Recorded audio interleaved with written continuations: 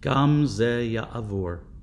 According to the Jewish folk tale, this was the inscription inside Solomon's magical ring, which if a happy person looked upon, made her sad, but if a sad person looked upon, made him happy. In reality, the ring had no magic, only wisdom, reminding Solomon and us that all things and events are transient. Gam ze ya'avur, this too shall pass. The question of this moment is not if, and we simply cannot answer the question of when. The compelling question is, how shall we respond during these passing days, weeks, and months? Recognizing that even though we know that we will traverse this crisis, Gam ze ya'avur, it doesn't mean that we should ignore how we get there. If anything, history, especially Jewish history, is a guide to what we should try to avoid during a time of pandemic. If so-called social isolation, a poor term given that there is nothing social about isolation, requires our physical separation and physical distancing from one another, then our every effort must be to work at social contact and interconnection. For some of us, that is easier because we have a significant circle of family and or friends. But for others in our community, social isolation risks exactly that.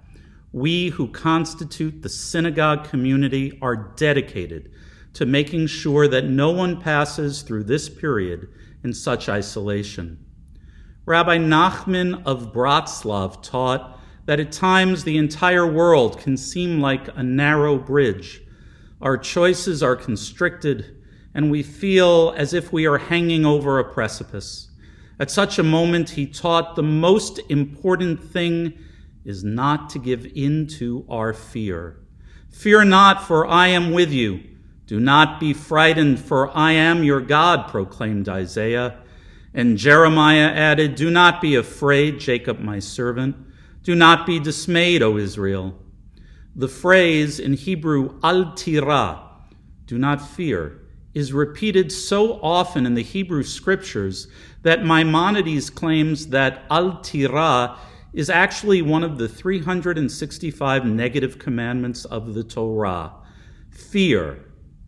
Fear is a normative emotional response. Scripture certainly isn't expecting us to simply turn this emotion off. But what we do with our fear is a matter of choice.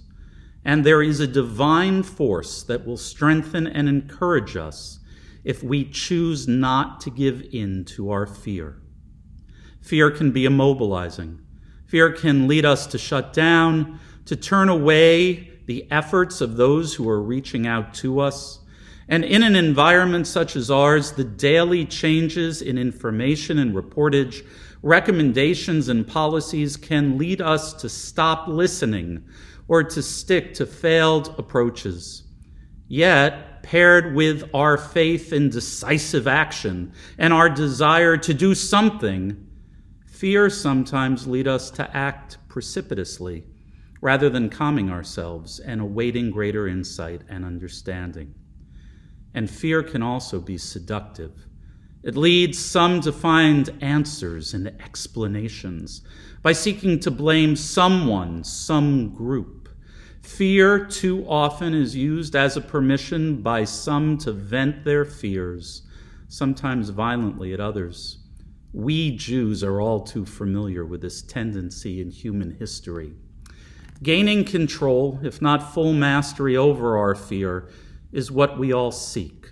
And we do that best not separately, communally, not individually.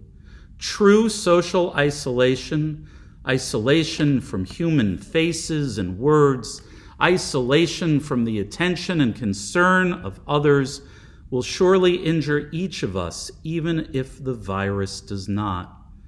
If we must keep our physical distance, then we must also bridge the divide that separates us in every other way. As Solomon taught in the book of Proverbs, worry in a person's heart will bring one low, but a choice word will lift one up. We can't offer ourselves that choice word. Only another person has that power.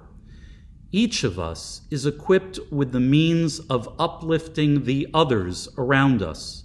The visage of a smiling face, happy to see another, the comfort of the familiar voice, the sincere inquiry into the well-being of another, the genuine offer to assist. These are the tools we have been blessed with to lighten the burden and help make this time pass. Gam ze ya'avor, Kain yehi ratzon.